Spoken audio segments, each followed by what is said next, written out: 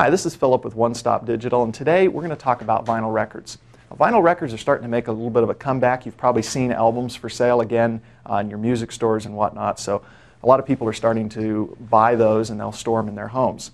There's a few tips for you that can help keep the records lasting longer. One of the first things is vinyl records, inherent to their nature, because they're vinyl, they have a tendency to warp if they're stored in an area that's really heated, or if you, for example, stack a bunch of stuff on top of them. You might lay it down on a table or somewheres and just pile other things on top of it. That's not a good idea. Once the record gets warped, when it's playing in your player, the needle's going to skip on it. It's not going to sound right.